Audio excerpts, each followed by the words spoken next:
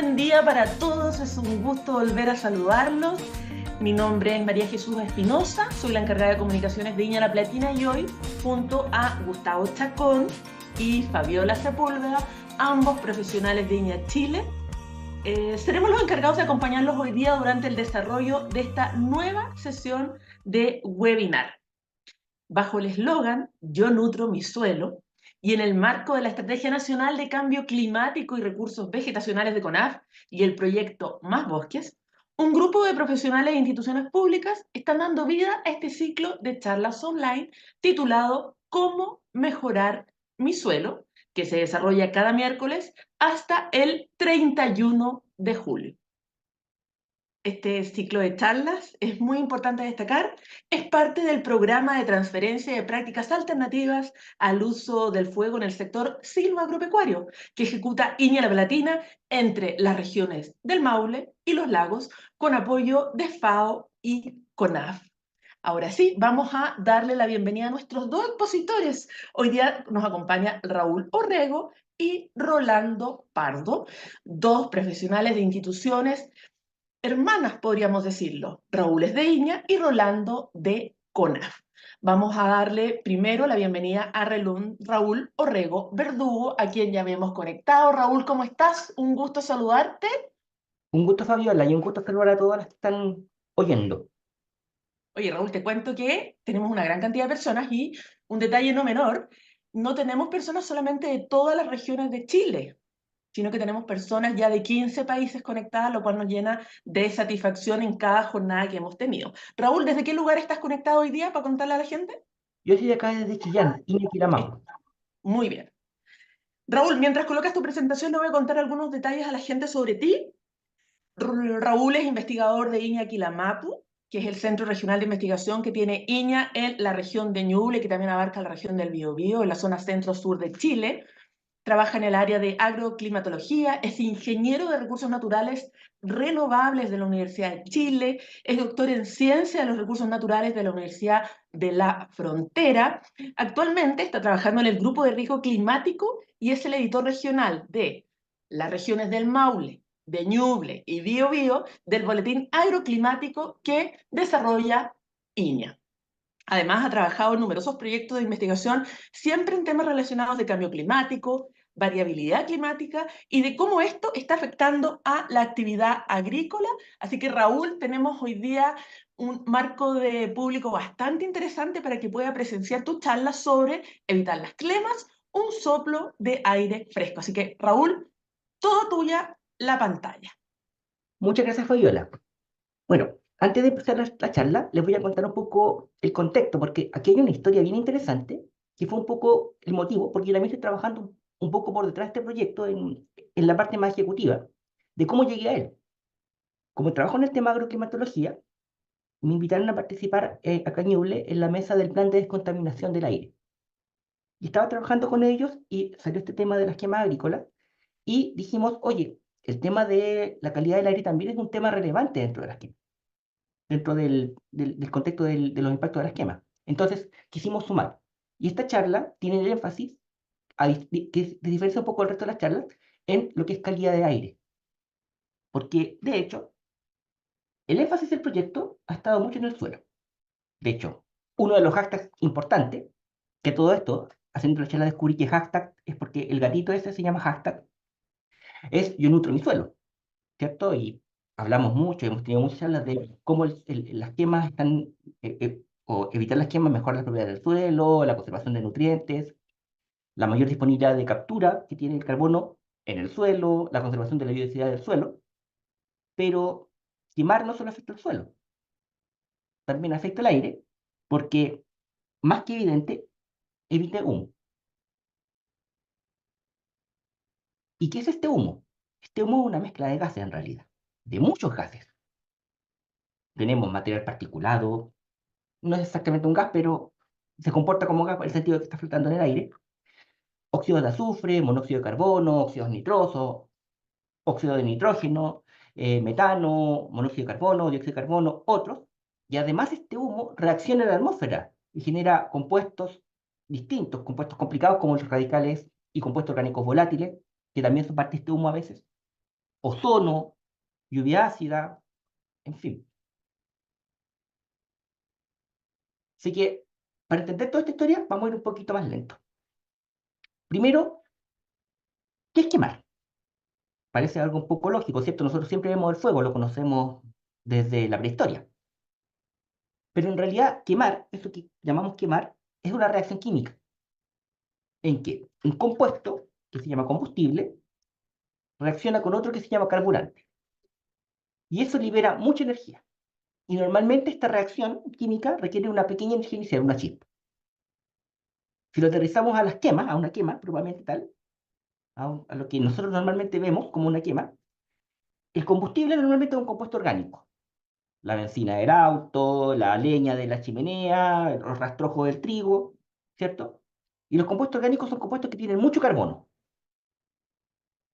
Y el carburante, el compuesto que se va a mezclar y que libera energía, normalmente es oxígeno. ¿Ya?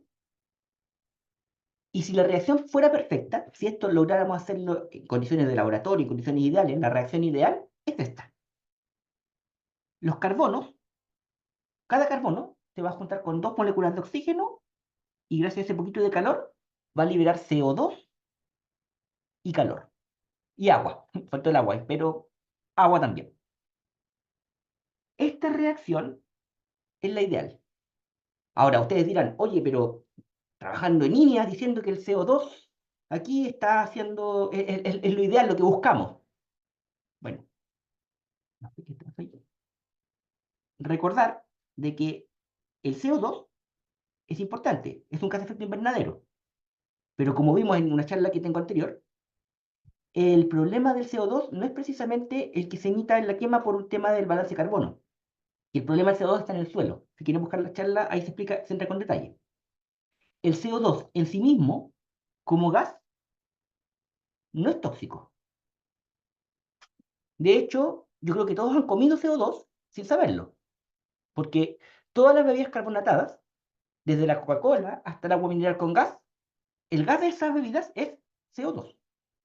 O sea, el CO2 como tal no es un gas tóxico, pero es obviamente un gas de efecto invernadero.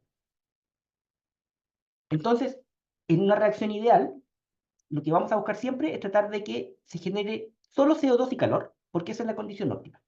Aparte que eso es lo que libera más energía. Si nuestra intención es liberar energía, por ejemplo, en el estufa de la chimenea, el, el ideal es que sea todo CO2 porque eso quiere decir que vamos a alcanzar el máximo de energía liberada. ¿Ya? Pero el mundo no es perfecto.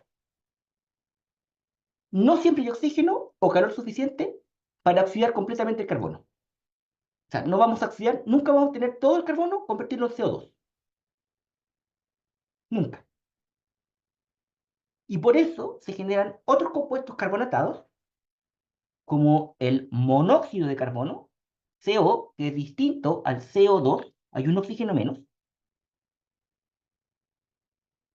Algunos compuestos de material particulado, ¿cierto? Que son pedazos más grandes que quedan de las moléculas que salen, y algunos otros compuestos, como los compuestos orgánicos volátiles o el metano, que es producto de que no siempre se alcanza a consumir todo el oxígeno. Y eso es porque o falta oxígeno o falta calor. De hecho, por eso es tan importante que la leña esté seca, o que si van a hacerse las quemas se hagan con lo más seco posible, porque el agua absorbe parte del calor y falta calor suficiente para prender toda la... y lograr que todo sea CO2, que todo el oxígeno reaccione con el carbono. Además, los compuestos orgánicos en general tienen otros elementos además del carbono, que también se oxidan.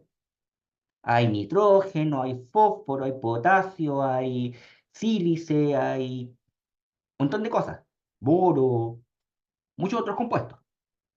Y eso hace de que aparezcan otros contaminantes, aparte de el CO, ¿cierto? Este humo, como los óxidos nitrosos, los compuestos de azufre, mucho material particulado también, y varios otros.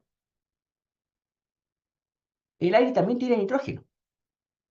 El aire que respiramos es un 80% de nitrógeno. Entonces, a pesar de que el nitrógeno, en el estado que está en el aire, que es N2, un nitrógeno gaseoso, cuesta mucho que reaccione, muchísimo, en condiciones de alto calor, algo de ese nitrógeno también se mezcla y también se suma a los compuestos que se están quemando. ¿cierto? Y por eso también se liberan compuestos nitrogenados.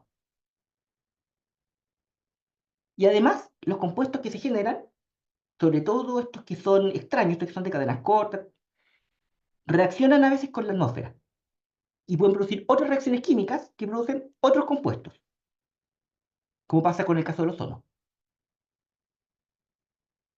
¿Ya?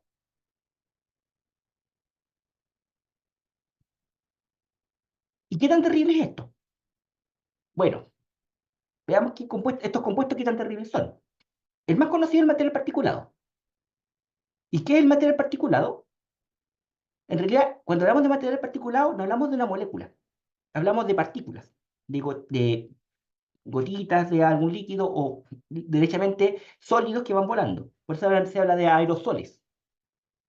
Son partículas, entre comillas, grandes. Y que obviamente pueden ser de cualquier cosa. Pueden ser moléculas de cadena grande, pueden ser algunas sales. Y obviamente su toxicidad va a depender de dos cosas. De su composición, porque no es lo mismo que esa gotita tenga trazas de arsénico, a que tenga básicamente en NPK.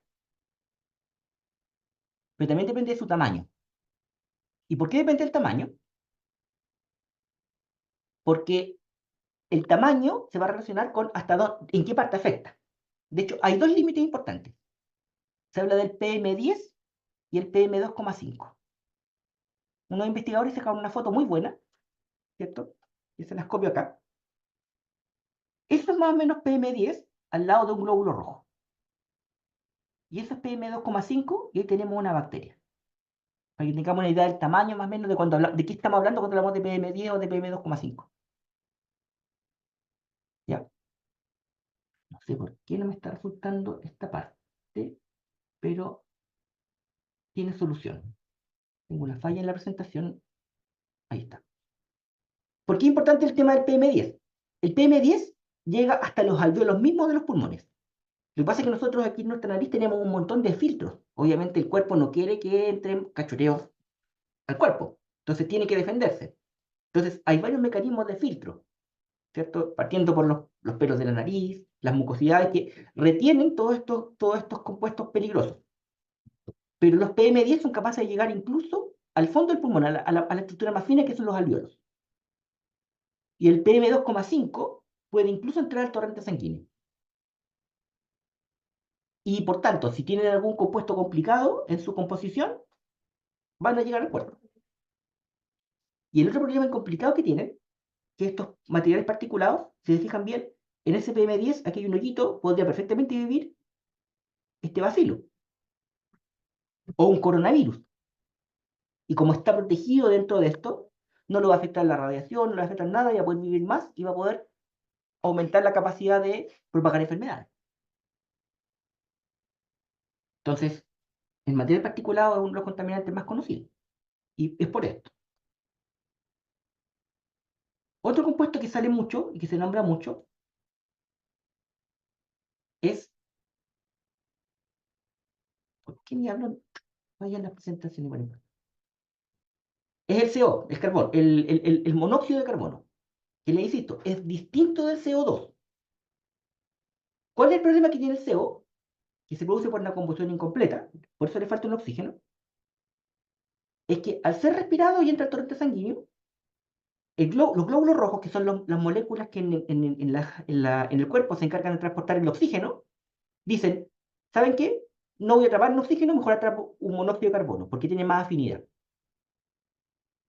Entonces, nuestros glóbulos rojos, en lugar de transportar oxígeno, empiezan a transportar monóxido de carbono y nos falta oxígeno. Y además de eso, como es un compuesto que es reactivo, reacciona con otras moléculas y forma radicales libres que son también muy tóxicos. De hecho, con más de 200 partes por millón en el aire puede provocar desmayos. Y con 2500 partes por millón, el monóxido de carbono es letal. Y hay enfermedades producto de intoxicación por monóxido de carbono. Porque además es un gas inoloro e incoloro, por lo demás. Por eso es tan peligroso, por ejemplo, bañarse con el califón en el baño. Porque se produce reacción incompleta, se produce CO y como es incoloro, la gente se asfixia. Estoy pasando otros datos también aquí, aparte de las quemas. Ahí vamos a llegar después a las quemas, tranquilo. Los NOx y los SOx, las moléculas con nitrógeno y las moléculas con azufre. ¿De dónde viene eso? En el caso de las moléculas orgánicas, sobre todo los restos de plantas, tienen, además de carbono, tienen nitrógeno, porque tienen proteínas. Y las proteínas son nitrógenos, todas las proteínas tienen nitrógeno y algunas tienen azufre. Y de ahí vienen estos compuestos. Y el nitrógeno y el azufre también se oxidan con la combustión y generan estos compuestos, que son nitrógeno y oxígeno. La X porque hay varios. ¿Ya? Estos compuestos tienen una gracia de que reaccionan pueden reaccionar con 2, con 3 oxígenos. Entonces, por eso, para no complicarse la vida, le ponen la X. Ambos son compuestos tóxicos en sí mismos, pero el principal problema que generan estos dos es que reaccionan con el aire. Los NOx, por una reacción fotoquímica, no voy a entrar a complicarme mucho la vida, pero es gracias a la luz del sol, reaccionan y generan ozono, que es un gas muy corrosivo, muy reactivo, muy oxidante. Destruye las moléculas, las células. Y los SOx, también por una reacción con el agua de la atmósfera, pueden generar lluvia ácida. Y además, ambos materiales también tienen otras reacciones que pueden generar material particulado fino, lo que le dicen smog fotoquímico, porque se produce por reacciones químicas en la atmósfera. ¿Ya? El ozono, lo dejé aparte. El ozono en realidad es el mismo gas que está en la capa de ozono, que nos defiende de la radiación ultravioleta. Entonces, alguien podría decir, oh, perfecto, generemos harto ozono, así tapamos el agujero de la capa de ozono. La verdad es que no, porque si lo producimos acá en superficie, el ozono es tan reactivo que no va a llegar a la estratosfera para protegernos. ¿Ya? Y el problema que tiene el ozono es que es un irritante muy importante.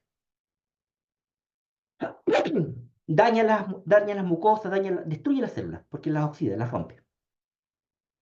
De hecho, el ozono es un estabilizante muy bueno. En algunos lugares ponen ozono en el agua para desintoxicarla, para limpiarla. Y como es tan reactivo, te puedes tomar tranquilamente el agua después de que ha pasado por una ozonización.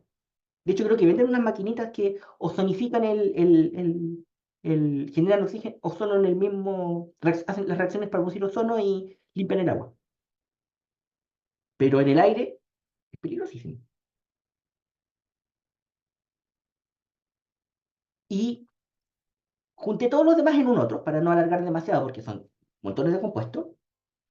Pero, ¿cuáles son los problemas de estos otros? Hay otros que son muy importantes. En los cultivos hay trazas, vale decir cantidades muy pequeñas, de pesticidas, herbicidas, algunos pueden tener algunos compuestos clorados. Y estos compuestos, como son moléculas orgánicas complejas que tienen, por ejemplo, cloro, pueden producir compuestos más peligrosos que son cancerígenos, como los dioxinas y los furanos. Las dioxinas se producen cuando el cloro reacciona, cuando hay moléculas orgánicas cloradas que reaccionan se queman. Y son cancerígenas y mutagénicas. Afortunadamente, aunque hay estudios que demuestran que esto es así, hay análisis que se han hecho en laboratorio y han encontrado concentraciones, trazas de dioxina y furano en residuos de quema. Afortunadamente, las cantidades son pequeñas, pero de que hay, hay. Y además también se sabe que hay muchas reacciones que ocurren en la atmósfera que también generan compuestos orgánicos volátiles, muchos de los cuales son cancerígenos, y que también se producen producto de los compuestos que se van liberando de las quemas. O sea, en resumen, el humo que sale de las quemas agrícolas es complicado. Ya no es, digamos, oye, no, es complicado, es peligroso para la salud. Y por tanto es importante controlarlo. Ahora, la otra pregunta es, ¿qué tan importante es en términos de valores, de números? Veamos. Hay partes donde el tema es clarísimo. Cuando estaba haciendo esta charla, descubrí de que en India y Pakistán el problema es tan serio que la mayor parte de las publicaciones están concentradas en esa zona. Estamos hablando de que ahí el efecto es como el 50-60% de la contaminación es producto de las quemas agrícolas que están ocurriendo alrededor de las ciudades, fundamentalmente el arroz. Pero en Chile, al parecer, no es tanto. Sí, efectivamente tengo problemas con la transición de la diapositiva. En el caso del material particulado, PM10 y PM2,5, que es lo que más emite, por cierto, el mayor aporte que tiene el esquema, y lo que está más medido, se habla que es en torno a un 5, 6%, ¿cierto? Tanto en PM10 como en PM2,5. Ahí, ¿cierto? Según estos datos son del 2019, y está como suma del año. Pero esta estadística es la estadística general de Chile. Si vemos qué pasa a nivel de distintas regiones, hay una variación muy fuerte, muy relacionada a la existencia de superficie agrícola. De hecho, en la Araucanía es en torno a un 10%, 15%. ¿Ya? Entonces, la cifra puede ser un poco mayor que este agregado actual y puede ser bastante relevante. De hecho, hay una componente que no pude encontrar, que es la distribución temporal. ¿Y por qué es tan importante? Porque las quemas ocurren en fechas súper puntuales. Y es muy posible, insisto, lamentablemente no encontré estadísticas, pero es bastante probable de que si consideráramos solamente las fechas en que hay quemas, la quema agrícola sí sea mucho mayor que este poquito porcentaje. O sea, si voy saco la estadística en mayo, lo más probable es que la quema agrícola sea un 50% en las zonas agrícolas o en las ciudades que están cerca de zonas agrícolas. Entonces, no es menor el aporte en tema de calidad del aire que tienen las quemas agrícolas. ¿Y cómo estamos enfrentando esto? Con normativa. Primero, en Chile no se puede quemar en cualquier minuto, no es llegar y prender un fósforo. Hay todo un protocolo. Está el amigo de CONAF que me contaba de que la próxima semana va a haber una charla específica contando el tema del protocolo de los quemas, porque CONAF es ahí el organismo que regula. Y además existen normas de calidad del aire. Las normas de calidad son distintas de las normas de emisión. Las normas de emisión son las que le ponen a las industrias. Cuando dicen, usted no puede emitir, su máximo de emisiones de, no sé, 500 partes por millón, de 500 toneladas por hora de dióxido de nitrógeno. Es una norma de emisión. Yo regulo lo que sale por la chimenea. Las normas de calidad regulan el aire que hay en una zona determinada, en un territorio. Y como no hay ningún culpable, ¿quién fue el culpable? Fuente Ovejuna. eh, la forma de aplicar normas para controlar ese aire que está en malas condiciones es a través de eh, políticas y programas. En particular, cuando la norma está a punto de romperse, un 80% de la norma se alcanza, se habla de un plan de prevención. Y si la norma se rompe en alguna vez, la zona se declara como supera la norma, es un plan de descontaminación lo que se aplica. Y un plan de descontaminación es cuando vienen las restricciones vehiculares, las prohibiciones del esquema, cuando vienen ¿cómo se llama este asunto? Que paren algunas empresas algunos días. Eso está asociado a un plan de descontaminación. Medidas muy duras. ¿Ya? En el caso de los esquemas, hay calendarios. Este es el calendario 2024. Conversé con el compañero de CONAS, me dice que la próxima semana van a explicarlo con mucho detalle, pero para que tengan una vista, va a quedar la presentación. Este es el calendario por zona. ¿Ya? Para hacerlo muy simplificado, los colores verdes hablan de que se hace un trámite más sencillo, en amarillo es un trámite mucho más restrictivo y en rojo que dice llanamente no se puede quemar. ¿Ya? Respecto de las normas de calidad, hay normas de calidad para el PM10, para el PM2,5, para el monóxido de carbono, para el ozono, para el NO2, para el SOX, y hay otras más. Estas son las más importantes. Estas normas se denominan normas primarias, porque corren para todo el territorio nacional, porque existen unas segundas que se pueden aplicar en zonas estratégicas. Normalmente estas zonas estratégicas se definen en función de un criterio de preservación del ambiente. O sea, ninguna ciudad va a ser con norma secundaria. ¿Ya? Y bueno, con estas normas es como se definen estas políticas. Pero si son observadores, se van a dar cuenta de un problema. como la norma de calidad es la que dispara el programa se va a aplicar si la norma se rompe. Y para poder saber si la norma se rompe, tengo que tener una medición precisa de estos compuestos para poder aplicar las medidas. Entonces, existe una red de monitoreo que se llama la red SINCA, Sistema Nacional de Calidad del Aire. ¿Ya? ¿Qué está ahí? ¿Cierto? Aquí se suma la zona del tercer proyecto, para el sur, acá en la zona central. ¿Ya? Y con eso se toman las medidas. La red es bastante buena. Acá en Quilamapu tenemos una estación de la red SINCA, no es de nosotros, del Ministerio de Medio Ambiente, y uno puede acceder a los datos, son libres, y perfecto, con eso se pueden hacer muchos estudios. Pero alguien que viva, por ejemplo, en esta zona, ¿cierto? En Marchihue, en Linares, en una ciudad grande, no hay ninguna. Entonces a lo mejor Linares está en la embarrada con la calidad del aire, y no va a haber plan de descontaminación porque no está midiéndose. Y es un problema serio respecto de este asunto. Hoy en día tenemos planes de descontaminación vigentes, funcionando. Y están en proceso de actualización y en proceso de análisis. Hay varios. Tenemos en la región de Antofagasta, en Tocopilla, en Atacama, en Huasco, en Coquimbo, Andacollo, en Valparaíso, en Concón, Quintero y Puchuncaví, nuestra zona de sacrificio, ¿cierto? De ahí viene. La región metropolitana, ¿cierto? En O'Higgins tenemos el Valle Central de la región de O'Higgins, en Maule, en Talca y Maule, que son ciudades que son, Maule es un pueblo que está al lado de Talca, ¿cierto? Y también hay un plan en el Valle Central de la provincia de Curicó. Acá en Ñuble, en Chillán y Chillán Viejo. ¿Ya? Hay varios. ¿Sí? Pero como les comentaba, el problema es que la limitante para poder definir todos estos planes es la medición. Entonces, se está en conversación todo un tema de cambio en toda esta lógica. Esto está en el Ministerio de Medio Ambiente.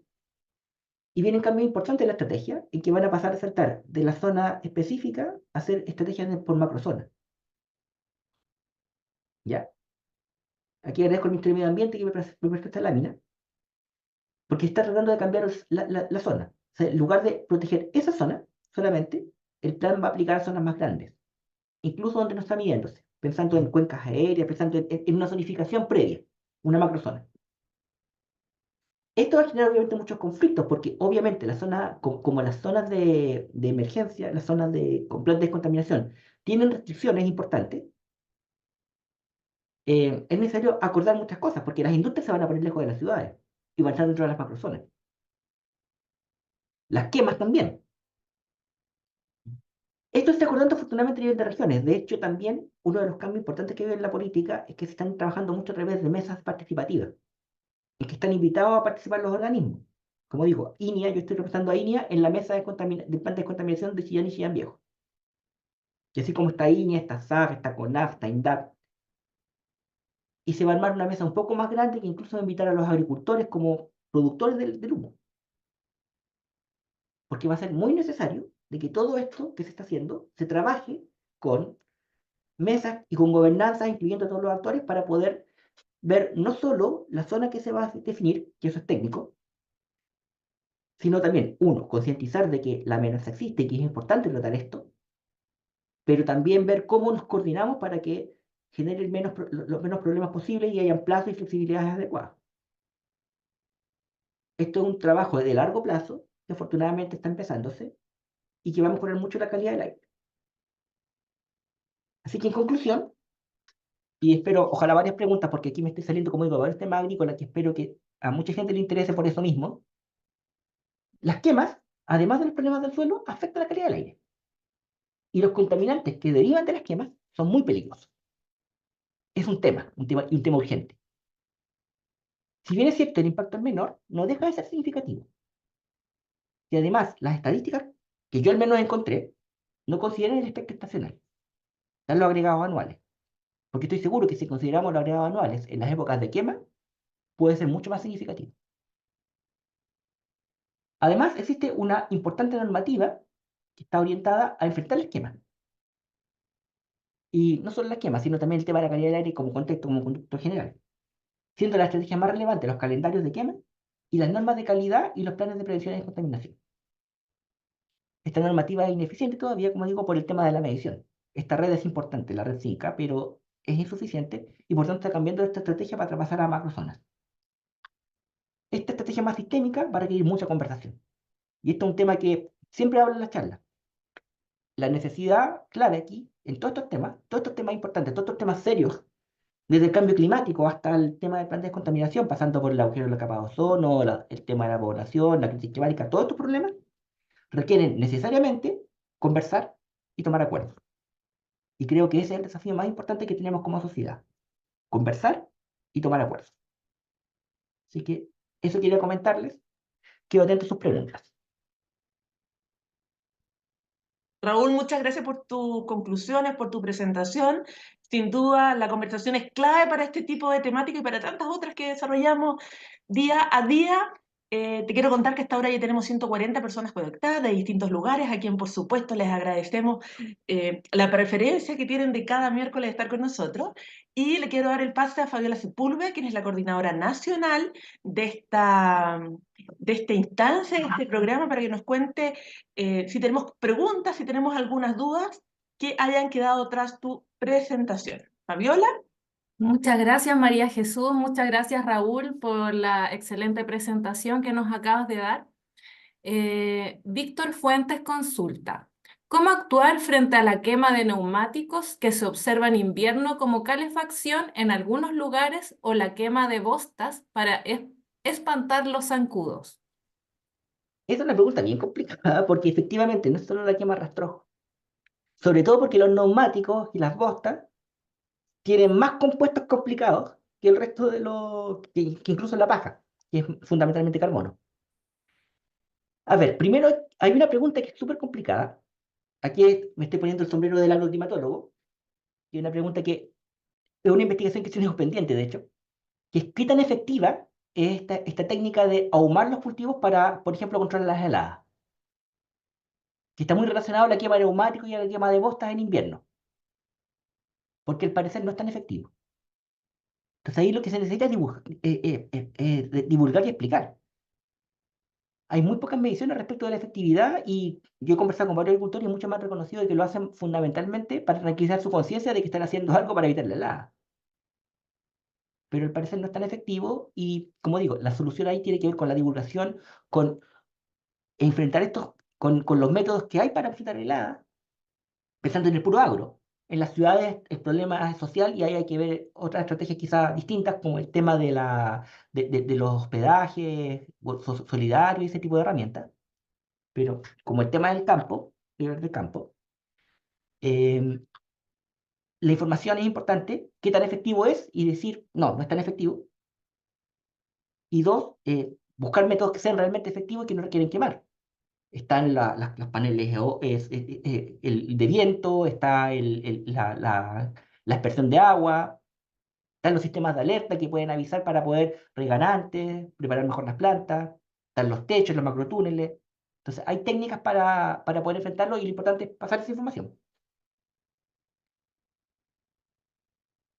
Muchas gracias, Raúl, por la respuesta. Eh, También agradecer a Víctor por la consulta. Tenemos otra consulta. Ramiro Sánchez desde México nos dice: en México las quemas agrícolas no están prohibidas, solo reguladas con la norma 015. Los usuarios del fuego solo deben presentar un aviso del uso del fuego, pero el problema es que no hay suficiente supervisión para asegurar que todos cumplan. ¿Cómo hacen en Chile para que se cumpla la normativa? Muchas gracias, Esa Ramiro. esta pregunta es complicada, este es un problema endémico. O sea, no es solo de México, la fiscalización es un tema súper complicado. Ahora, bueno, Chile igual es más fácil que México para fiscalizar, por un tema de superficie, por un tema de infraestructura vial, por un tema bueno, hay muchas razones también. Eh, yo no sé hasta qué punto la fiscalización es 100% perfecta. Pero existe la fiscalización y hay dos organismos que son SAC y CONAF, que están trabajando permanentemente y hacen su trabajo. Si tú me preguntas, mm, en Chile es más fácil fiscalizar que en México y por eso quizás funciona un poco mejor. Pero la fiscalización, con la cantidad de fiscalizadores que hay, es un tema complicado. Por eso la mejor estrategia no es tanto la fiscalización, sino la toma de conciencia. Y la participación en la mesa de gobernanza para que sean los mismos agricultores los que vayan tomando las decisiones. De la misma forma, esta existencia de normas de calidad puede ayudar bastante, porque como la norma de calidad es un palo que le llega a todo el mundo, podría haber alguna mayor autorregulación. O sea, el cuco del plan de descontaminación puede ser realmente más efectivo que estar persiguiendo no queme, no queme, no queme. Muchas gracias, Raúl. Eh, Comentarle también a Héctor, si no mal recuerdo. Acá en Chile, quienes fiscalizan el tema de las quemas no es solo CONAF, sino que también el Servicio Agrícola y Ganadero SAC y también Carabineros de Chile. Ellos tienen la potestad para poder fiscalizar una quema agrícola. Sin embargo, las quemas ilegales, sin permiso y sin autorización, son bastantes a nivel nacional. Así que creo que tenemos un problema similar. Héctor de Chiloé dice, en los incendios forestales, ¿cómo sobreviven las semillas para su recuperación de renovar los bosques? Creo ¿Nos que ahí, tenemos? creo que ahí le dejo el pase a mi al segundo expositor que creo que hablar específicamente de un poco el tema de los incendios. ¿Ya? Ya. De todas formas, Sí. lógicamente, que estén protegidas por el suelo puede ayudar bastante. Ujú. Pero, Vamos a dejarles esa pregunta a Rolando. exacto. Mientras Roberto Trincado consulta, ¿algún estudio sobre producción del nocivo ozono troposférico en las quemas? Es un poco lo que estaba comentando. El ozono, es que el ozono en realidad no se genera en la quema. El ozono es lo que se llama más fotoquímico. El ozono lo que hace es lo siguiente: la quema produce nitrógeno, NOx. Y en los NOx, cuando reaccionan con la radiación del sol, el OX, el oxígeno que sale, se libera y se junta con el oxígeno del aire y ese genera el ozono. Entonces, el ozono no se genera directamente en la quema, sino es una reacción de la atmósfera. Entonces, la única forma de poder regularlo sería controlando la producción de los NOx, o sea, el nitrógeno. ¿Ya? Y ese es el tema del ozono. Muchas gracias, Raúl, por todas las respuestas y por la excelente presentación. María Jesús. Gracias, Fabiola. Sí, estuvo muy buena la presentación y tal como dijiste, quedó una pregunta ahí guardada para Rolando, que es nuestro segundo expositor. Muchas gracias, Raúl, por habernos acompañado esta jornada. Y ahora sí le damos a dar el pase a Rolando Pardo. Rolando, ¿estás por ahí? Rolando. Sí, buenos, Ahí buenos veo, días. Rolando, ¿cómo estás? Perdón, Bienvenido. estaba entusiasmado respondiéndole a Ramiro, va a quedar pendiente la respuesta que era Ah, un pero poquitito para complementar la respuesta de fiscalización. Fiscalizado en conjunto con SAC, efectivamente con Carabineros. Alrededor del 70% de las quemas se fiscaliza de manera indirecta y un 30% de manera presencial en terreno. La próxima semana vamos a profundizar esa temática. Estamos invitados a Ramiro para mayor detalle para la próxima semana. así es. Bueno, les quiero contar de algunas cosas de Rolando mientras él ya coloca su presentación. Rolando es jefe del Departamento de Prevención de Incendios Forestales de la Corporación Nacional Forestal, CONAF. Rolando es ingeniero forestal, cumple funciones en CONAF desde 1998 en protección contra incendios forestales. Es experto en prevención y mitigación de estos incendios, investigación de las causas, la planificación y la extinción. Ha ejercido funciones de jefatura en varias regiones de Chile. Es instructor avanzado en técnicas de investigación de causas de incendios forestales. Ha asistido en la formación de profesionales tanto en Chile, Cuba, Argentina, Paraguay y Bolivia. Y Colombia, me faltaba Colombia y Rolando, varios países en los que ha participado por lo que nos estamos dando cuenta. Actualmente es, como ya les mencioné, el jefe nacional del Departamento de Prevención y Mitigación de Incendios Forestales. Perfecto. Bueno, el contenido de la presentación es qué es lo que hacemos en los campos de Chile como para prevenir los incendios forestales. Eso en términos generales. En el contexto de este ciclo de charla, las quemas o el uso del fuego para eliminar residuos agrícolas representan aproximadamente un 10, un 12% de la totalidad de los incendios que se producen en el país. Y como mencionaba el expositor anterior, efectivamente las quemas constituyen una fuente de emisión significativa, particularmente en los meses de marzo y abril, y particularmente en las regiones del centro-sur, desde Talca hasta la región de la Araucanía, con mayor concentración.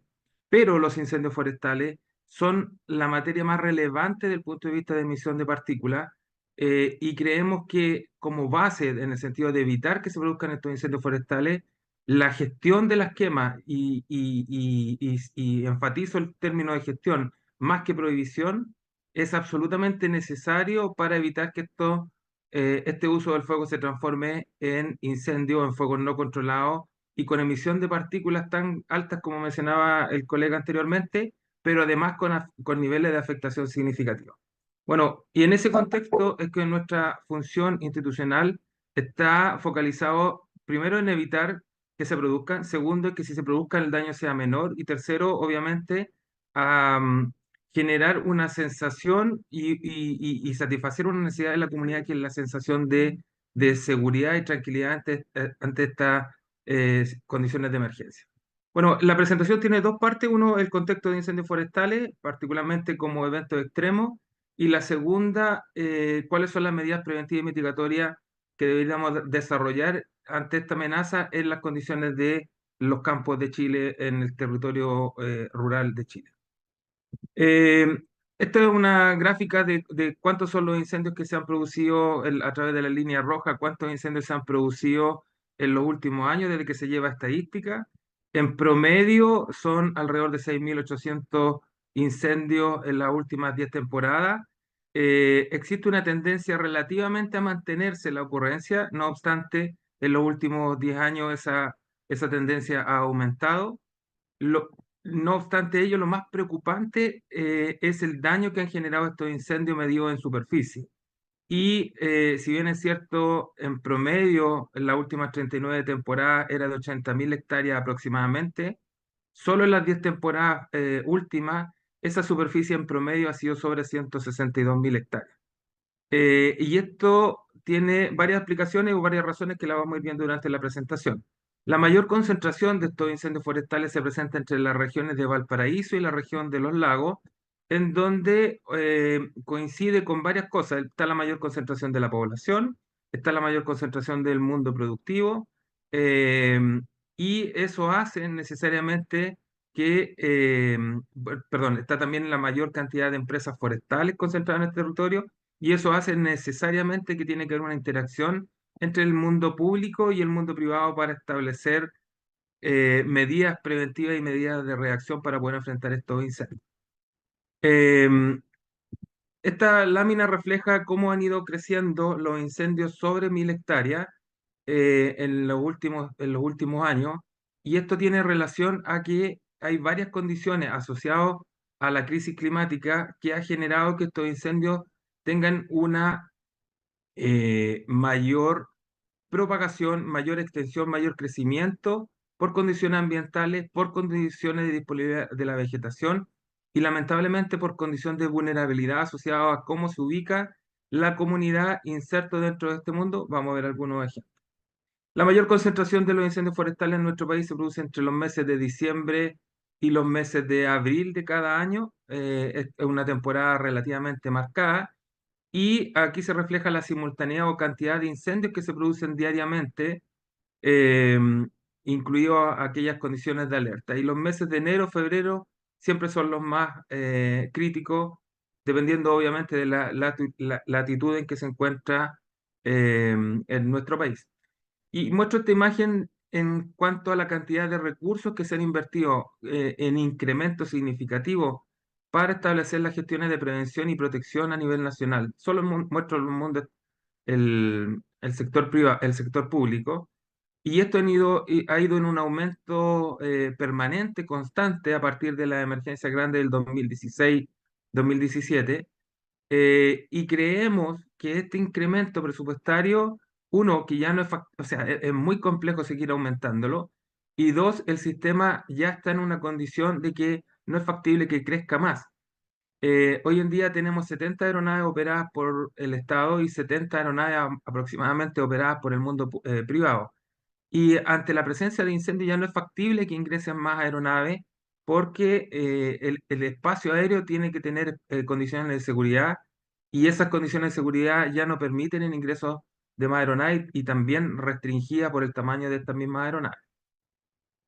Eh, Ha habido una evolución de la clasificación de los tipos de incendio, y esto lo menciono solo porque en la prensa en el último tiempo ha habido una utilización, a lo mejor desproporcionada, de que los incendios ahora son de sexta generación. Hay una clasificación, que es una clasificación que obedece a expertos españoles, en que se define cuáles son las condiciones que se han ido presentando históricamente en cuanto a eh, cómo eran los incendios anteriores, cómo se fue presentando simultaneidad, cómo se fueron presentando simultaneidad y afectación a la comunidad. Y la sexta generación quiere decir que son incendios tan intensos que su capacidad de generación de energía puede inclusive hasta modificar las condiciones meteorológicas de su entorno, y es lo que se le denominó tormenta de fuego. Y esta tormentas de fuego fueron inicialmente identificadas en Portugal 2017 y en Chile 2017, y se han presentado varias situaciones posteriormente. Em, el 80% de los incendios en nuestro país parte por pastos, parte por vegetación fina, y afecta a vegetación mayor. Y hay condiciones como la continuidad de, por ejemplo, de bosque nativo o de monocultivos con grandes extensiones, o cultivos agrícolas con grandes extensiones, en donde cuando se presenta un fuego, este fuego no es factible controlar hasta que cambia la condición de combustible. Por lo tanto, espacios continuos de paisajes monótonos con el mismo modelo de vegetación son algunas de las situaciones más complejas que se presentan en nuestro territorio. Si ustedes aprecian la imagen abajo, que es una plantación de pino, en donde esos pinos tienen aproximadamente 25 metros, la altura de llama de donde se produce la cabeza de avance del fuego tiene prácticamente el doble y un poco más de la propia altura de dichos pinos. Por lo tanto, con esa intensidad calórica no es factible que ningún recurso terrestre, ninguna maquinaria, ningún recurso aéreo pueda generar un control hasta que esta condición cambie, por ejemplo, con el modelo de combustible. Nuestro país se ha caracterizado por tener incendios complejos, algunos con simultaneidad, vale decir, incendios que se presentan en el mismo lugar, y lo más lamentable es que estos incendios muchas veces generan el sector de alta vulnerabilidad. Y el ejemplo más claro, esta imagen es de Concepción, de la región del Biobío, pero lo más claro y evidente fue lo ocurrido en diciembre del 2022 en Viña del Mar, y en febrero de este año, lamentablemente, también en la zona de Viña del Mar. Y incendios como tormenta de fuego hemos tenido, esta es una imagen de la séptima región eh, del 2017, en donde como organismos públicos y privados, la capacidad de extinción o de control de esta emergencia es prácticamente cero. Y lo digo responsablemente en el sentido de que incendios de estas características vamos a seguir teniendo, lamentablemente, con las condiciones ambientales y meteorológicas que se nos están presentando. Antes, hace 10 años nos preocupábamos o entrábamos en condición de alerta cuando la temperatura alcanzaba 30 grados. Hace 5 años esa condición estaba cuando entrábamos a los 35 grados. Y ya desde hace 2 años las condiciones de alerta han llegado a 40, 41 grados. Son cosas que no son manipulables ni manejables por la comunidad, ni por los servicios de extinción. Por lo tanto, solo nos queda poder manejar la vegetación por la cual se propagan estos fuegos, y solo nos queda poder fortalecer las infraestructuras o los espacios de alto valor ecológico o de alto valor social en que queremos proteger a las personas. Bueno, como les mencionaba, las primeras apariciones de incendios con estas características fue en Portugal 2017, donde murieron varias personas, muchas de ellas atrapadas en procesos de evacuación que lo hicieron a través de vehículos. Y en el caso de Chile se presentó también el 2017, que es muy conocido por lo que pasó en Santa Olga. Santa Olga estaba a 30 kilómetros de distancia de donde se produjo, donde se inició el incendio que afectó a dicha localidad. Por lo tanto, y aquí viene una de las primeras recomendaciones. La distancia no es un elemento de seguridad ante incendios forestales.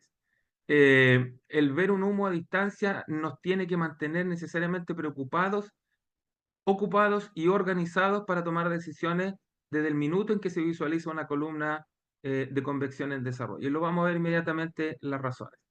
Esto es una imagen lamentable de 2014 en Viña del Mar, 2013 en Valparaíso, perdón, eh, en que, claro, el fuego entra en zonas, no solamente se propaga en zonas rurales, sino que entra al mundo urbano y zonas de altísima vulnerabilidad, no solamente por el material de construcción que tienen estas casas, sino porque están construidas sin un ordenamiento, sin vías de evacuación, sin espacios de protección, etcétera.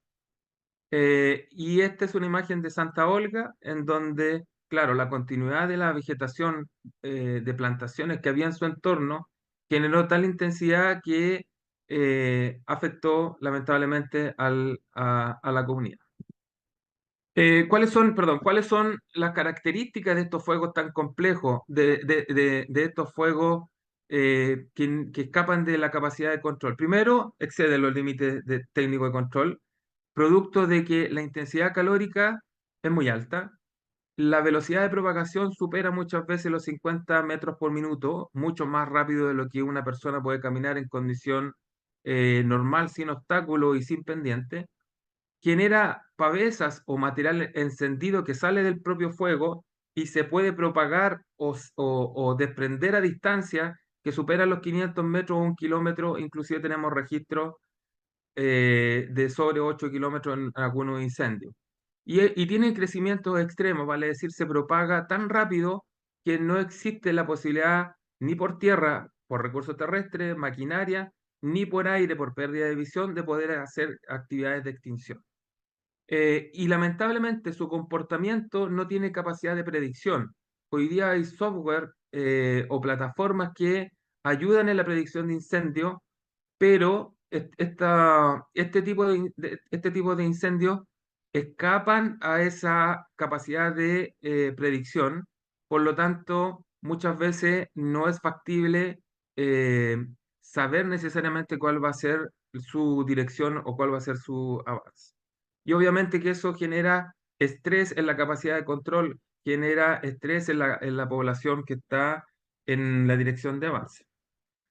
Uno de los principales indicadores que uno puede decir, chuta, este incendio será o no será de carácter, es cómo se visualiza la columna de convección. Este pirocúmulo que parece una nube gigantesca, que tiene distintos colores dependiendo de la vegetación que se consume, pero generalmente es como blanquecina en la parte superior y en la parte de abajo va cambiando de color hacia gris, café oscuro, insisto, dependiendo del material que se consume. Hay columnas que se proyectan en dirección vertical hacia arriba, pero hay otras columnas que pueden ser mucho más complejas que se proyectan de manera horizontal. Esto quiere decir que la velocidad de avance de ese fuego es mucho mayor y tiene una propagación mucho más rápida que las proyectadas en forma vertical. Y aquí hay un ejemplo. Esto es la emergencia de 2017 en la zona de Constitución.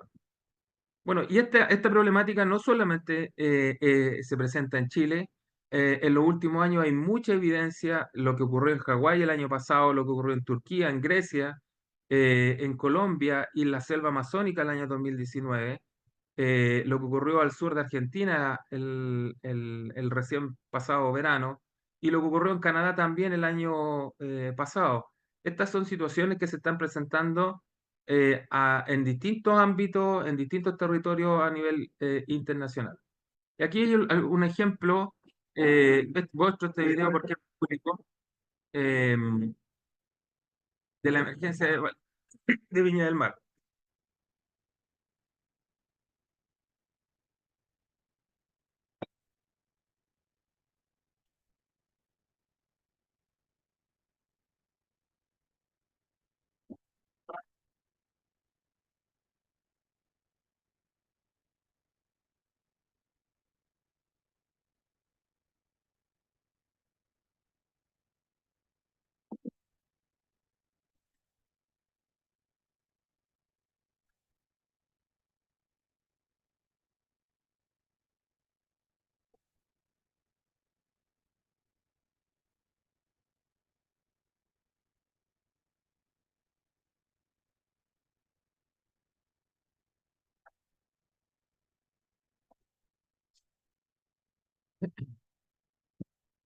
Bueno, muestro ese video porque ese es un ejemplo claro de incendio forestal eh, extremo, en donde la visibilidad obviamente impide cualquier gestión desde el aire.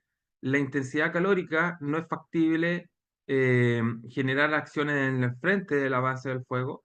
Tiene una propagación, si lo pudieron ver, en que va desprendiendo pavesas y de que ningún límite, ningún cortafuego, como por ejemplo el ancho de ese camino, es suficiente como para contenerlos. Y lo que nos queda, obviamente, es fortalecer las actividades de prevención y mitigación en esta situación, que permitan básicamente salvar a la comunidad, idealmente poder salvar su infraestructura, pero lo que nos tiene que fortalecer mucho, lo que tenemos que fortalecer mucho es la capacidad de reacción de la comunidad, sin esperar necesariamente que alguien, ya sea una autoridad, sea un funcionario, que alguien le diga que tenga que evacuar. Esas capacidades se tienen que tomar analizando la condición que existe en el ambiente. Vamos a profundizar un poquitito más adelante. Bueno, en ese contexto de incendios forestales en nuestro país, existe una gestión de prevención y mitigación que se desarrolla por parte del Estado, particularmente con CONAF. Y en esta lámina trato de resumir los lineamientos más importantes y solamente los voy a pasar sumamente rápido, pero lo voy a dejar en la presentación quien quiera profundizar y está mi correo para quien quiera tener también mayores detalles. La primera línea es difusión y educación para la prevención. Aquí está la campaña, está Forestín, está el trabajo en los colegios, está la presencia en las ferias, presencia en el campo, etcétera, etcétera. Todo lo que tenga relación con educar y difundir a la comunidad para evitar que se generen incendios y saber qué es lo que hacer. La segunda línea, el segundo elemento es la prevención comunitaria y planificación territorial. Y aquí estamos fuertemente trabajando con las comunidades en el entendido que son agentes potencialmente afectados por incendios forestales y que tienen que fortalecer su entorno, proteger su casa, proteger su entorno, saber qué es lo que hacer en situaciones de emergencia. Y en ese lineamiento yo invito a toda comunidad, y de verdad, no, que no parezca exagerado, toda comunidad que quiera trabajar con nosotros, eh, en cada una de las regiones tenemos profesionales dedicados a la materia. Quien no quiera trabajar directamente con nosotros, pero quiera conocer la información, está disponible en nuestra página web de qué es lo que hacer en su entorno. El tercer lineamiento es la prevención mitigatoria y aquí está todo lo relacionado con manejar la vegetación, con hacer cortafuegos, con trabajar en medidas preventivas que generen resistencia o barrera al avance del fuego. La cooperación pública-privada, este es un lineamiento que tenemos que seguir trabajando y fortaleciendo con los municipios, con las empresas públicas, privadas, con el mundo agrícola particularmente, en cómo saber reaccionar de manera conjunta ante situaciones de emergencia. Investigación de causa, necesitamos saber cuáles son las razones que se están generando el problema eh, y apoyar a aquellas instituciones que son persecutoras con el aporte de información para disminuir la sensación de impunidad también. Y el cuarto, perdón, y el sexto tiene relación con preparación para la respuesta, obviamente la preparación para la respuesta comunitaria, cómo habilitamos fuentes de agua, cómo preparamos los caminos, cómo preparamos los cercos, cómo conversamos con la gente citadina que se está trasladando a sectores de parcelas, en sectores de altísimo riesgo, muy vulnerables ante propagación de incendios. el tercer sexto lineamiento.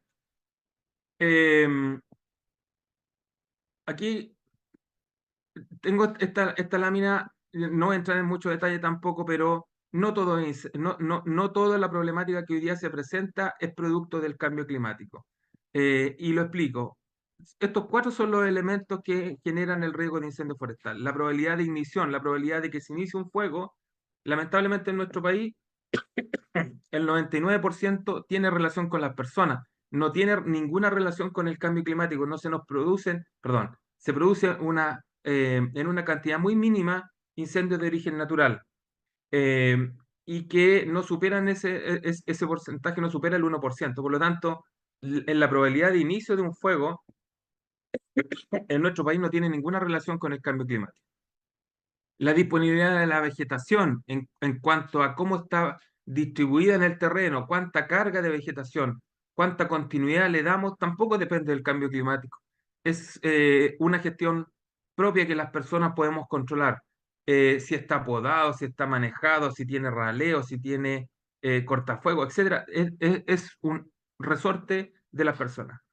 El tercer elemento es las condiciones meteorológicas. Sí, aquí tenemos un efecto asociado al cambio climático que hace que los incendios tengan una propagación más grande, más extrema, y lo que veíamos muchas veces sin capacidad de control. Y el cuarto, que tiene relación con cuánta es la afectación que producen los incendios forestales, cuánta pérdida en infraestructura. Tampoco tiene relación con cambio climático porque depende de la planificación y ordenamiento territorial que como personas también organicemos. Por lo tanto, cuando a algunos le echan la culpa, no, que tenemos más incendios producto del cambio climático, ojo, mucho ojo, no todo depende de ese cambio climático. Bien, algunos resultados interesantes a compartir con ustedes de los procesos de investigación de causas. Aquí de manera muy resumida está el gráfico de torta de cuáles son incendios de carácter intencional. Está alrededor del 33%. Esto es estadística solamente de la última temporada. ¿Cuántos incendios son de carácter, eh, carácter accidental? Alrededor de un 6%, en donde las personas no tuvo conocimiento ni intención de generar ese incendio, y muy parecido, pero en donde sí existió negligencia y irresponsabilidad en el uso del fuego, lamentablemente está cercano al 60%. Y este 60% es donde debiéramos centrar la educación, la capacidad de que las personas se den cuenta de que pueden generar un incendio forestal, de que es responsabilidad propia y no es de otros, no es de una institución, no es de alguien es responsabilidad de quien está habitando el campo, y les voy a mostrar posteriormente algunas imágenes al respecto. Y aquí está el detalle por cada una de las regiones, cuánto se ha investigado y cuáles son las regiones que tienen lamentablemente mayor grado de intencionalidad. Destaca Biobío, Araucanía, y destaca también Valparaíso con respecto a los incendios investigados. Bien, vamos a la segunda parte de la presentación. ¿Qué medidas debo tomar si tengo o si habito o si transito en el campo? Esto es como términos generales para cualquier persona que esté viviendo de manera permanente, de manera transitoria o que está de vacaciones durante el campo. Lo primero es darse cuenta y poder conocer cuál es el nivel de riesgo en donde estoy habitando o donde estoy transitando. ¿Cómo conozco el nivel de riesgo? La corporación genera cartografía, perdón, la corporación genera cartografía asociada a esta condición de riesgo, es información pública, es información que está disponible en esta dirección. Quien quiera copiarlo o revisarla, es información altamente disponible y pública. Y aquí se puede saber cuál es la condición específica de riesgo en la que yo estoy o voy a transitar. Y es importante tener la conciencia de qué es lo que hay en mi entorno. ¿Hay material que se puede incendiar? ¿Hay actividades que puedan generar incendio? ¿Hay la condición suficiente o espacio suficiente como para que en caso de incendio forestal pueda evacuar yo con mi familia? ¿Qué hago si tengo animales domésticos o mascotas en una situación de emergencia? ¿Qué tipos de cultivos son los que generan espacios de menor riesgo, espacios de mayor seguridad en donde yo pudiera protegerme o mantenerme con mi familia? ¿Cuáles son las condiciones más complejas que existen en el territorio? Bueno, todo eso análisis, lo que invitamos nosotros es que se hagan tanto en el fuero familiar, que se converse con la familia, pero también en el fuero comunitario, en el sentido de saber quiénes son mis vecinos. Hay muchos proyectos de parcelaciones que gente citadina se ha comprado parcelas y que muchos no saben, no tienen ni idea quiénes son sus vecinos, en dónde están, cómo lo ubican, cómo se comunican o por teléfono o por cualquier otro medio, etcétera. La idea es saber dónde se encuentra uno y cuál es la condición de riesgo en la cual estoy habitando. Segunda recomendación, obviamente la organización vecinal o la organización comunitaria. Aquí es importante poder saber cómo estamos integrados, pues poder saber cuáles son los factores de riesgo que existen en mi comunidad. Tengo plantaciones continuas, tengo cultivos agrícolas que se me van a secar en el mes de enero o en el mes de febrero, mis vecinos hacen uso del fuego, hay tendidos eléctricos que puedan necesitar manejo o mantención en la vegetación que está de abajo. Tenemos fuente de agua. ¿Cómo es esa fuente de agua? ¿Accesible por tierra? ¿Es accesible por aire? ¿Qué hacemos con nuestros niños en situaciones de emergencia, que generalmente están de vacaciones? Bueno, toda esta organización comunitaria, insisto, hay una metodología de trabajo que se está desarrollando para identificar esos riesgos y poder tomar medidas de manera conjunta.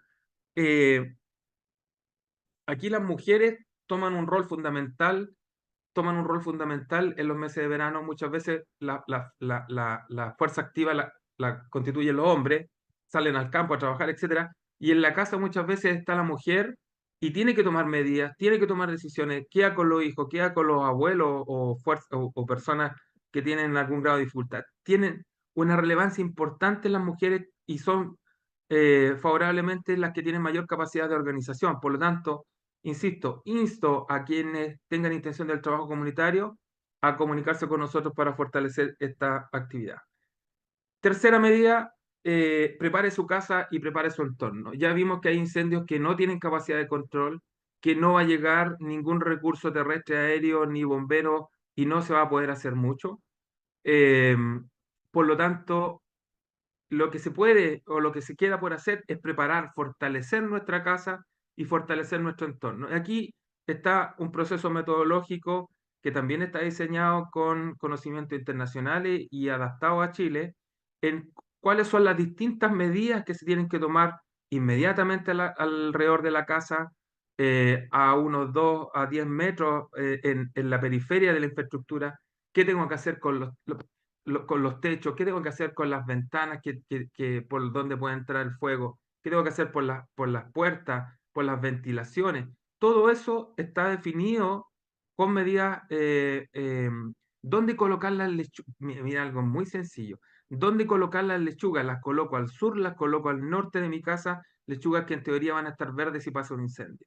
¿Dónde coloco o almaceno mi leña? ¿Dónde coloco y dejo mis animales que tienen que tener un cierto grado de protección que lo vamos a ver inmediatamente? Bueno, todo este espacio de autoprotección, todo este fortalecimiento de infraestructuras habitacionales está también disponible en manuales y metodologías disponibles en la página web de CONAF y que quien tenga intención también de mayor información, mayor antecedente, estamos a vuestra disposición. Como cuarto, gestione la vegetación del entorno, disminuye la continuidad y la carga de dicha vegetación. Con esto no estamos diciendo que corten o eliminen los bosques, no estamos, menos si son bosques de carácter nativo. Y tampoco estamos diciendo que no se tenga que cumplir la legislación vigente asociada a la regulación forestal.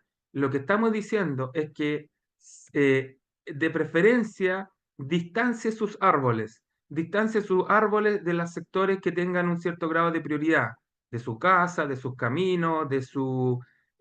pódelos. La poda de abajo para arriba, no es una poda de lápiz, sino que de abajo hacia arriba.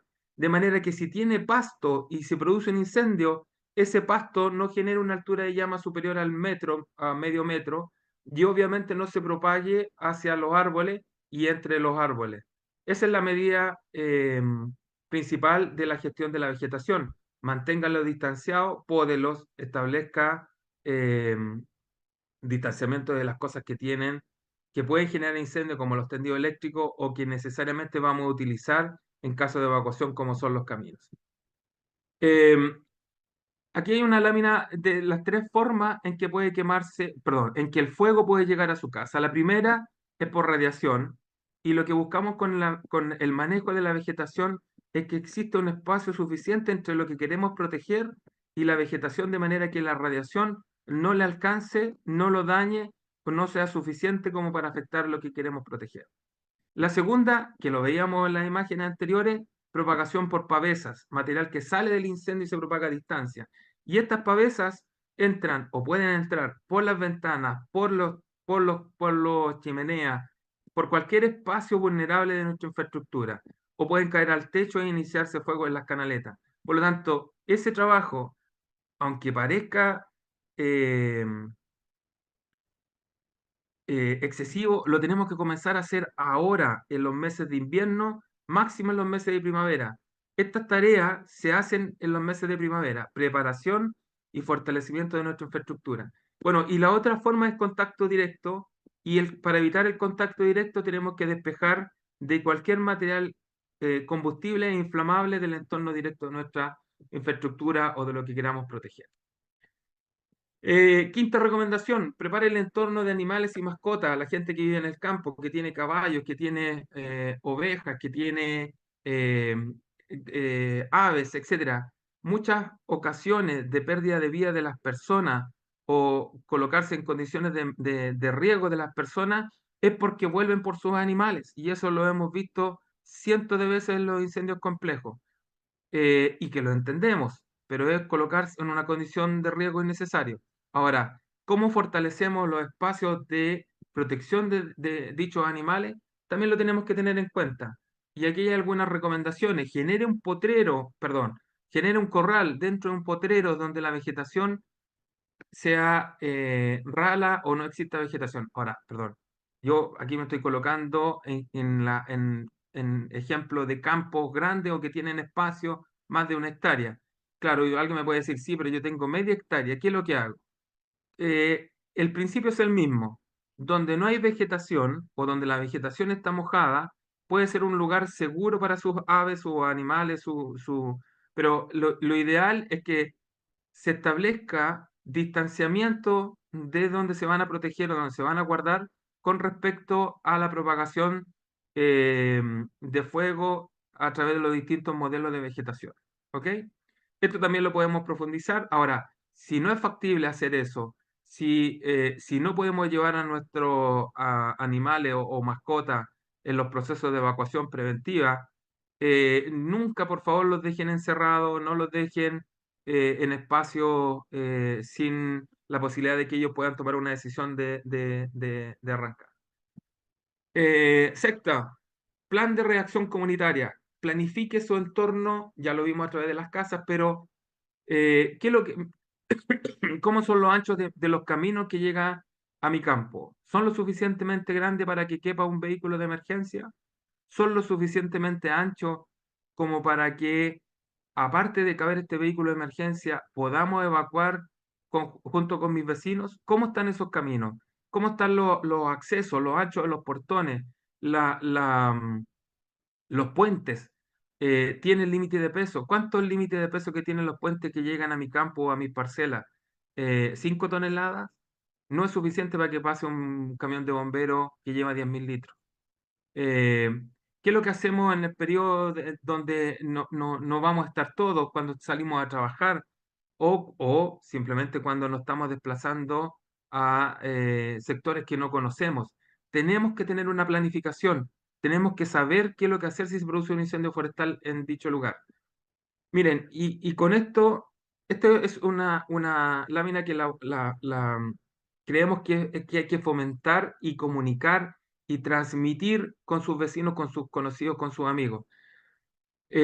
Primero que todo, hay que fortalecer lo que veíamos anteriormente, los consejos de preparación y mitigación. Fortalecer nuestra casa, preparar nuestro entorno, manejar la vegetación, tener preparado nuestro kit de emergencia, nuestros documentos, nuestras cosas de mayor valor, tal vez económico o tal vez sentimental, que en caso de evacuación tengamos que llevar. Pero insisto, esto es para incendios que no tienen capacidad de control como los que veíamos al principio. Si estos se producen y si el humo se proyecta hacia el lugar donde usted está, haga inmediatamente una evacuación preventiva. Céntrese en los adultos que tengan dificultad de movilización, saquen a los niños del lugar. ¿Por dónde? Algo que ustedes tienen que visualizar previamente y discutirlo. Evacúen preventivamente. Ideal, hasta ese momento, si el humo está, si hay un fuego presente, ideal, o sea, perdón, todavía es tiempo para evacuar en vehículo. Si desde el incendio comienza a caer material, ya sea ceniza, esta ceniza blanca, o comienzan a caer pavesas, ya usted está en una condición de riesgo en donde tiene que necesariamente evacuar, sin que se lo digan, sin que le llegue un alertamiento, sin que se produzcan todas las otras mejoras de los SAE, de que aparezca en radio, etcétera. Usted tiene que tomar una medida preventiva y de salir y evacuar. Ahora, si la condición, si producto del humo se le cae sobre donde usted está, si pierde visibilidad, usted está en una condición extrema de riesgo de muerte. Y aquí tiene que también tomar algunas medidas, y no voy a entrar en el detalle de esas medidas porque espero que no tengan que aplicarlas. Espero que la toma de decisiones se hagan en los dos puntos anteriores. Y bueno, y si pierdo la visibilidad, se me llenó de humo la casa, se me llenó de humo el entorno, y además estoy rodeado por el fuego, ¿qué es lo que hago? Son medidas extremas que esperamos no tener que decir qué medidas tomar. Las vamos a generar, las vamos a comunicar, etcétera, etcétera. Pero usted, si está en esta condición, ya debiera sacar a su familia. Ya, en esta condición ya usted no debiera estar presente en el lugar. Esta organización, estos consejos, estas medidas tienen que necesariamente ser conversadas con la familia, con la comunidad. ¿Hacia dónde evacúo? ¿Cómo salgo? ¿Cómo me comunico si no hay teléfono? ¿Cuál va a ser nuestro punto de encuentro? ¿Hacia dónde vamos a ir? Etcétera. Tiene que conversarse en la familia. Bueno, también pueden organizarse grupos de primera reacción. Nuestro llamado es que si no están equipados, si no tienen herramientas, si no tienen comunicación, si no tienen equipo suficiente, adecuado, si no tienen los conocimientos y alguien que los dirija, eh, no esforzarse en controlar fuegos que, insisto, no tienen capacidad de control. Y aquí hay algunas imágenes que lamentablemente vemos en los incendios y que idealmente no se tienen que presentar. No podemos ver en una pendiente donde viene el fuego con altura de llama superior a 2 metros a personas con chala, pantalones cortos, manga corta, sin ninguna protección, en donde el fuego va a alcanzar una altura superior a los 2 metros. Estas personas no van a controlar este incendio, lamentablemente. Estas personas van a estar puestas en una condición de altísimo riesgo. Otro ejemplo muy significativo, esta persona que utiliza una rama o alguien que con 5 litros de agua pretende apagar un fuego de altísima liberación de energía. No es factible. Entonces, el llamado es que, ok, en un fuego incipiente, en un fuego que no tiene una altura de llama superior a los 20 centímetros, que sea pasto, perfecto, hagamos algo el esfuerzo para controlar su inicio. Pero cuando ya el fuego viene con propagación intensa, lo recomendable es que si no tiene, insisto, la experiencia, el equipamiento, la implementación, conocimiento y la coordinación con quien está liderando el control, mejor evacuar y mantenerse en zonas de menor riesgo. Aquí hay un ejemplo de cómo se propaga el fuego. Estas son las famosas pavesas, así se ven las pavesas. Este es el frente de avance, salta material a distancia, 50 metros, 100 metros, y si las personas están trabajando aquí, van a quedar necesariamente atrapadas por la succión que se produce de este fuego hacia el fuego principal. Entonces, este es cómo se propagan las pavesas. Y bueno, y lo veíamos en el video. Aquí hay incendios en donde las pavesas superan los 500 metros y que ningún cortafuego, como por ejemplo esta vía caminera que tiene alrededor de 15, 20 metros, no es suficiente para cortar ese avance. Por lo tanto, lo único que queda en estas circunstancias es poder salir anticipadamente sin necesidad que alguien se lo solicite y rogar que el fortalecimiento que hayamos hecho en nuestra casa permita que el fuego no la dañe. Bueno, y por último, la última recomendación es evite generar energía que se transforme en fuego y obviamente respete la normativa de uso del fuego como quemas controladas. muchas de las causas que generan incendios forestales en nuestro país son por actividades relativamente cotidianas que hacen las personas muchas veces sin con el grado de conciencia de que potencialmente puede generar un fuego. Una fogata, el fumar, el hacer un horno de carbón o de ladrillo, el utilizar una maquinaria, el hacer una quema de residuos forestales. Aquí tenemos un compilado, accidentes cuando se están haciendo procesos agrícolas que roza el tractor o la rastra roza con piedra, eh, en procesos de cosecha. Bueno, hay eh, muchas cientos de actividades cotidianas, normales, que se pueden transformar en incendio forestal. Y el llamado es obviamente a extremar, particularmente cuando hay fuertes vientos y altas temperaturas, a extremar el uso de esas fuentes de calor. Bueno, y por último, que vamos a profundizar la próxima semana en este mismo ciclo de charla, ser muy cuidadoso, respetar el calendario de quema que mencionaba el colega anterior y que está para nivel nacional, respetar el calendario de quema cuando es factible quemar, eh, considerar las condiciones ambientales y sociales cuando se quiere quemar, colo- con- em, em, por ejemplo, no sé, no es adecuado para la gente que es del sur y que es muy cercano a San Sebastián en la época del 20 de enero, porque hay mucha concentración de gente, una quema puede generar hay mucha condición de alta temperatura, etcétera, etcétera. Y en los meses de marzo, en los meses de abril, cuando las condiciones ambientales son más favorables para hacer una quema controlada, también hay que tener consideraciones, no porque aparezca en verde el calendario necesariamente podemos quemar de manera libre. Siempre se tiene que informar, en este caso, a las distintas oficinas que tiene la Corporación Nacional Forestal, porque hay disposiciones eh, penales que tienen lamentablemente sanciones que quien no cumpla esta obligación de avisar la intención de quemar. Bien, termino con eso y quedo a vuestra disposición para consultas y dudas. Muchas gracias. Rolando, gracias por tu presentación. Tenemos preguntas, tenemos comentarios de varios asistentes. Tenemos una cantidad, te quiero contar, cercana a las 200 personas. La mayoría nos va indicando preguntas y también nos indican los lugares de donde están conectados, lo cual hace bastante interesante esta interacción que vamos a tener a continuación.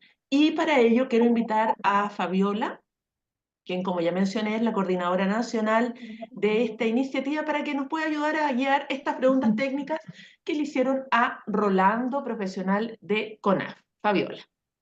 Muchas gracias, María Jesús. Muchas gracias, Rolando, por la excelente presentación. Tenemos muchos saludos hacia tu presentación.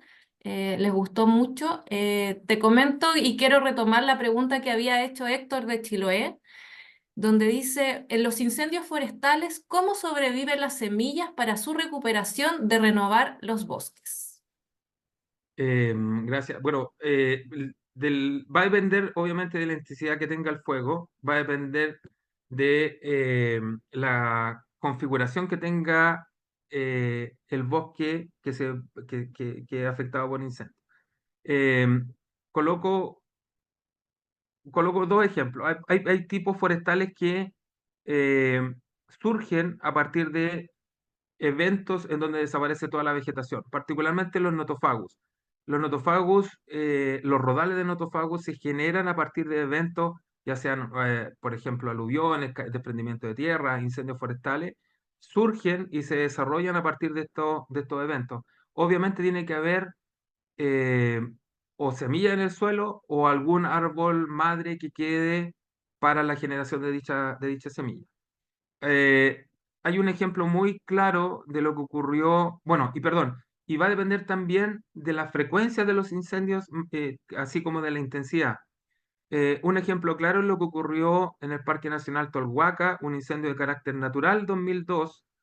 Se quemó una extensión significativa y claro, se produjo a los 2, 3 años una regeneración significativa de los distintos tipos de vegetación que existían allí, coigüe, algunos otros notofagus, de araucaria.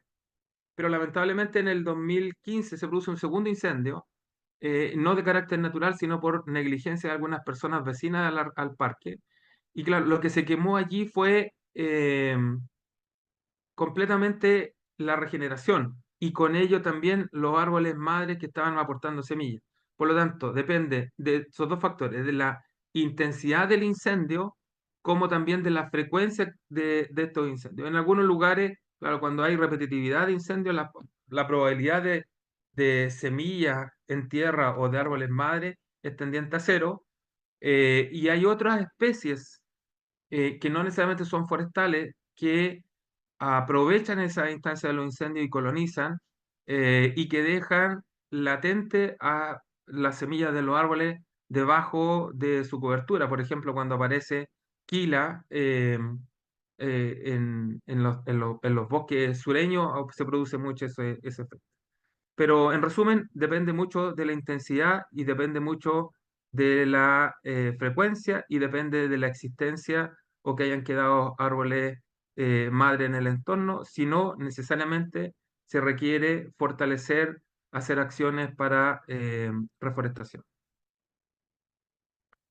Muchas gracias, Rolando. Te comento que nos hicieron una consulta desde México.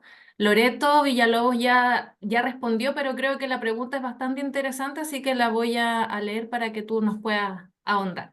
En México, bueno, Ramiro Sánchez desde México nos consulta, nos dice, en México, en promedio, el 32% de incendios forestales se deben a causas de quemas agropecuarias que se salen de control, y en ello estamos trabajando para reducirlo. En el caso de Chile, ¿cuál es el porcentaje atribuido a la causa agropecuaria? No sé qué cifra entregó la Lore, pero quiero concordar con ella, pero a ver, nosotros tenemos a nivel nacional aproximadamente, que lo va a exponer con mayor detalle la próxima semana Loreto, pero nosotros en promedio tenemos entre 15.000 y 20.000 solicitudes de aviso de quema a nivel nacional, que someten alrededor de 150 hasta 200.000 hectáreas son sometidas a quemas. De esa totalidad, de esos 15.000, el 10%, 12% se transforma en incendios forestales. De ese 12%, el 1% son quemas que cumplieron con el proceso de avisaje, que cumplieron con el proceso de fiscalización y que quemaron sin mayor problema. El resto, el 10, 11% restante que se transforma en incendios forestales son personas que no cumplieron con dar el aviso o que dando el aviso no tomaron las medidas suficientes en su entorno. Pero la gran mayoría es personas que no cumplieron con dar el aviso a las oficinas receptoras. Y aquí hago un punto que lo hemos discutido en varias ocasiones. ¿Qué tan relevante o qué tanto efecto secundario puede tener la prohibición absoluta de las quemas? Cuando por iniciativas de salud, como por ejemplo cuando tuvimos pandemia, por iniciativas ambientales, como por ejemplo el establecimiento de alguna prohibición por contaminación, por distintas razones, cuando se han establecido prohibiciones de quemar, lamentablemente la gente de campo, ante una necesidad, digo entre comillas necesidad, utiliza el fuego y el riesgo de que ese fuego se transforme en incendio forestal, con todas las afectaciones secundarias más complejas que ello significa, tiene obviamente una mayor complejidad, un mayor daño, un mayor efecto, y ya no solamente en salud, ya no solamente en contaminación, sino que en afectación directa a bienes y a las personas directamente. Entonces, a la pregunta que nos hace el colega desde México, nuestra principal fortaleza que tenemos como país es que se administran las quemas, se administra un calendario, se administran las condiciones ambientales y sociales para que se pueda quemar, y eso nos permite tener regulado que esas 15.000 quemas se hagan en condiciones de mayor seguridad a que simplemente establezcamos una prohibición o una restricción y se genere un descontrol. Antes que se generara el decreto que regula el uso del fuego en los años 80, el 40% de los incendios forestales en nuestro país eran por quemas agrícolas y forestales. Por lo tanto, al colega de México, existe la posibilidad de mejorar y la mejora siempre tiene que estar centrada en la administración, en donde se pueda saber quién y cuándo va a utilizar el fuego. Muchas gracias, Rolando. Para tu tranquilidad diste las mismas cifras que, que Loreto, así que no hay ningún problema. Perfecto. Como ya hemos dicho durante todo el ciclo de charla, hay un gran un interés y participación internacional. Así que te comento que tenemos otra consulta de Wilmer que nos escribe desde Honduras y dice, quería saber qué hacer cuando las áreas son de alto contenido de bosque de pino. ¿De qué tamaño deben ser las rondas? Ok, ese es un tema que no lo hemos, no lo hemos resuelto en el país. Eh, Creemos que no tienen que superar las 300 hectáreas. O sea, si a ronda se refiere con rodales, con espacio mínimo, no debieran superar las 300 hectáreas sin que haya intervención de por medio. O sea, vale decir una franja cortafuego. eh, pero lamentablemente, digo lamentablemente, a lo mejor no es tan lamentable, pero la forma que tenemos de colocar las plantaciones, particularmente de pino o de eucalipto, viene una receta en base a la productividad del máximo del suelo, en el sentido de que si el suelo es muy productivo, la plantación generalmente se coloca 2 por 2 a cada 2 metros o 2 por 3, también dependiendo de cuál es el producto final que se quiere de dicha plantación, si es madera aserrable o madera o solamente obtener pulpa celulosa. Esta densidad de plantación es uno de los principales problemas porque genera una altísima carga, genera una altísima continuidad, por lo tanto, ante la presencia de un fuego no es factible su control dentro de esa masa. Lo que estamos tratando de incentivar en manera conjunto con las empresas forestales es que en aquellos sectores de alto riesgo, zonas de interfaz, orillas de camino, orillas de tendido eléctrico, exista un espacio que puede ser un cortafuego, vale decir un espacio sin nada de vegetación, pero inmediatamente aledaño un cortacombustible, vale decir que se distancie los árboles entre sí, se pode a una altura superior a los 4 metros, de manera de que no haya continuidad entre pastos y las ramas y no haya continuidad lateral para que no se traslade, se propague el fuego por radiación. Entonces, las medidas serían una franja cortafuego, una franja corta combustible y hacia el interior la plantación de acuerdo a lo que históricamente se ha venido haciendo, sacando el máximo provecho al suelo.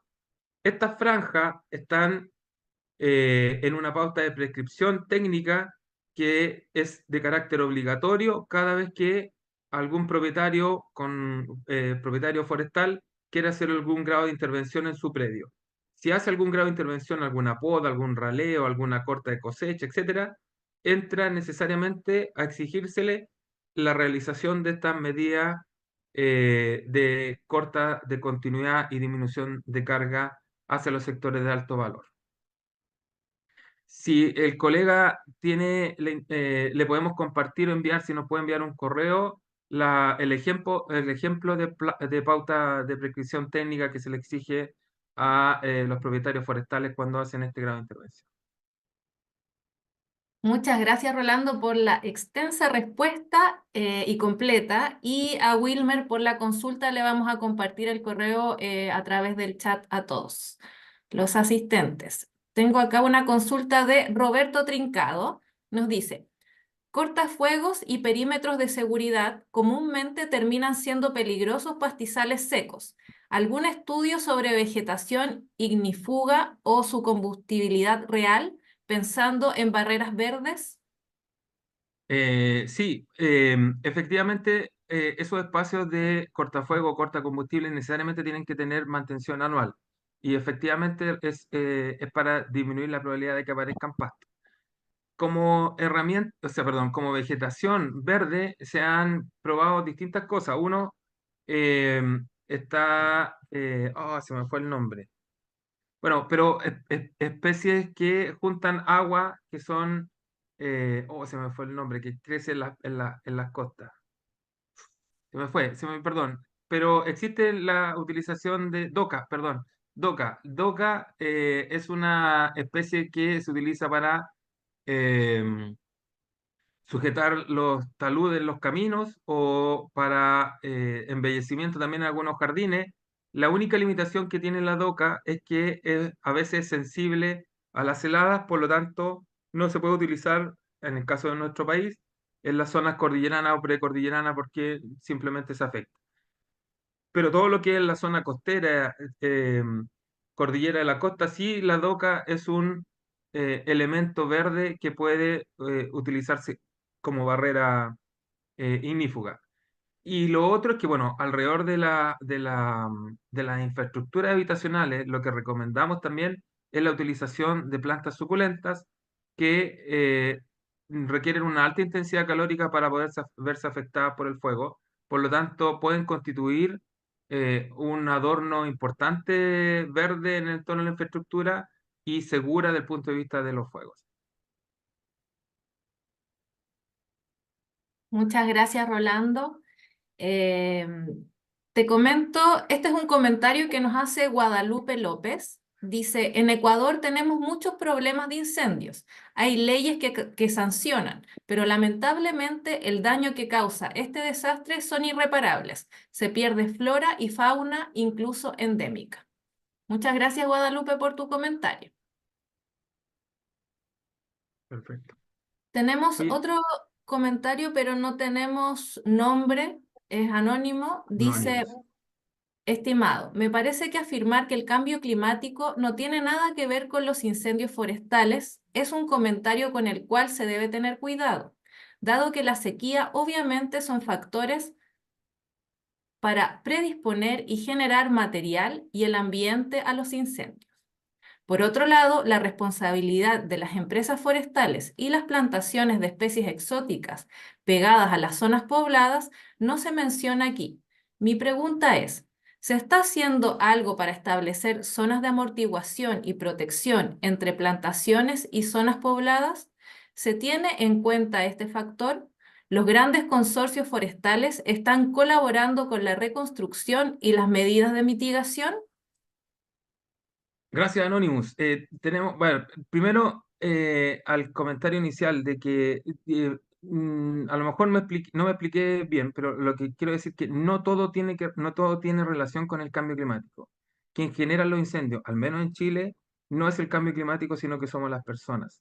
El cómo disponemos la vegetación, que tiene relación con la segunda pregunta que hace, tampoco depende del cambio climático. Cómo establecemos barreras, cómo gestionamos la carga y la continuidad de la vegetación, tampoco depende del cambio climático. Y las grandes afectaciones tampoco tienen relación con el cambio climático, sino que es el cómo ordenamos el territorio y cómo distanciamos o generamos barreras entre los espacios construidos y la vegetación. Por lo tanto, perdón, y sí estoy muy de acuerdo con lo que él señala en el sentido de que afecta en el factor de predisponer la vegetación y afecta en que, o nos ha afectado en que las temperaturas, como lo mencioné, las temperaturas son más intensas, han habido periodos de sequía históricos que hacen que obviamente la vegetación esté más disponible. Insisto, eh, el cambio climático bien digo, el cambio climático genera efecto, pero no todo es por el cambio climático, porque no le podemos echar la culpa de que el cambio climático es quien genera la fuente de calor o la irresponsabilidad o la negligencia de utilizar fuego en los días de condiciones extremas ambientales. A eso es lo que me refería con que no todo depende del cambio climático.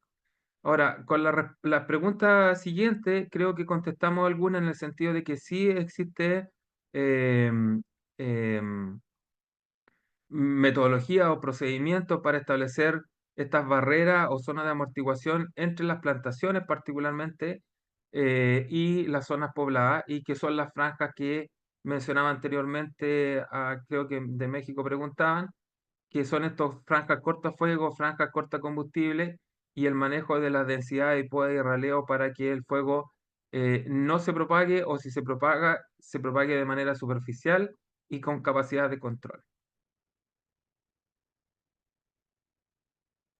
Gracias, Rolando. Esperamos que Anonymous haya quedado conforme con la respuesta. Tenemos una consulta de Gisela. Dice, mi principal objetivo es tratar de sanar un terreno que compré que antes era monocultivo de eucalipto. ¿Cómo puedo lograrlo? Eh, una pregunta bien compleja porque, bueno, me imagino que el sanar significa mejorar la productividad o transformar el uso eh, de monocultivo de eucalipto a algún otro uso que puede ser, no sé, me estoy imaginando cosas, pero claro, lo primero es que depende del tipo de eucalipto que era, porque hay eucaliptos que tiene regeneración, claro, bien digo, regeneración por tocón y hay otros eucaliptos que no regeneran por tocón. Si en el primer caso, lo primero que tendría que hacer, lamentablemente y con harto esfuerzo, es el destronque, es sacar cualquier residuo que quede subterráneo de potenciales eucaliptos. Segundo, es que eliminar las semillas, estos coquitos chiquititos que se generan, para que no se reproduzcan. Con respecto a la calidad del suelo, no soy experto en la materia, pero me da la impresión de que sacando la hojarasca, sacando los tocones, la probabilidad de plantar cualquier otra especie no debiera tener ningún inconveniente.